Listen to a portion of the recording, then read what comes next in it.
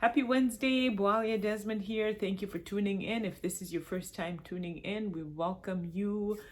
Today's Wealth Wednesday. So, what do we do on Wealth Wednesday? This is a day that we love to bless someone. You just do a random act of kindness for someone. You can either pay for somebody in front of you in a line, or you can double tip a waitress. You can leave money in diaper containers at the grocery store, or you can even put money, when you're pumping gas, you can leave money in that little slot so the next person that comes can find it. You can just do anything random works. This is the day that we just love to remind ourselves that we want blessings to flow through us and not stop at us. So I welcome you today. Wow, our last Wednesday of the year together. So I can't believe tomorrow is New Year's Eve. Oh my goodness, New Year's Eve tomorrow. But wow, it's going fast. So I titled my message today, Let Go of the Labels. We're going to talk about labels for a little bit here. So labels, what labels have you been believing? I started thinking about this message because I was listening to Jim Quick. If you haven't heard Jim Quick yet, you need to.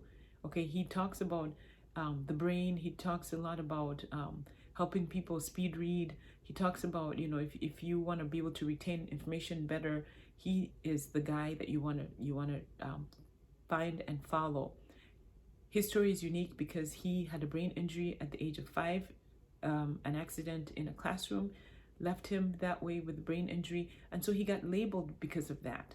He was the kid with the brain injury. He was the kid who couldn't think fast enough. He was the kid with the damaged brain or the sick brain. Imagine being called that, and you're just a little person. So you grow up with that stuff and you start to believe it, right? So what he ended up doing? He always wanted to hide. It made him always want to play small because he didn't want anybody to notice him. He didn't want anybody to pay attention to him because they would find out that he was the person with the broken brain. Well, what about you? Have there been any labels that you have believed or things that were put upon you, words that were spoken over you that you took on and started to be that? And parents, I want to remind you, our words, our external words, become our children's internal words. So they hear us saying things, verbalizing things, and then they take that internally and they start to believe it. So we have to be really careful about what it is that we're saying over people, because we are creators, right? We create. As human beings, we create. We create with our words, we create with which then become our, we start with the thoughts first. Whatever becomes a dominant thought is the thing that we start to think about, and then pretty soon we're verbalizing it, and then we're creating this world, right? Based on the things that we think, speak, and then now we act upon them, and then it becomes our world. And we either love that world or we either despise it. But then sometimes it takes a while to try to figure out, why am I in the spot that I'm in? Well, if you can think back, sometimes it's that seed that you have sown by your dominant thoughts. It may just come as an innocent thought, and then the more you focus on it, the more you start to dwell on it, meditate on it, and then pretty soon you're acting upon it. So labels. What are the things I want you to even think about yourself for a second? When you do something that either you fall short, or maybe you don't quite achieve something, or you make a mistake, or you do something clumsy, or whatever, what are the first thoughts that come to your mind?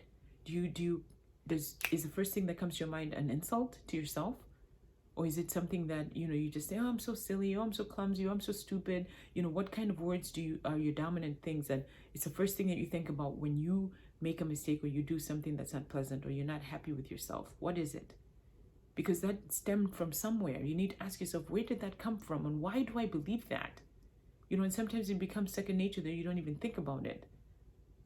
But that's not being very kind to yourself, is it? So we got to let go of the labels, because those labels are damaging. What words have you taken on because of something somebody said to you, or because of something that you did, and then, oh my gosh, now it has become your word when it really isn't true. So then we live in this false identity because we have created something out of really something that isn't even true about us. Because would God ever call us lazy? Would he ever call us names? He wouldn't.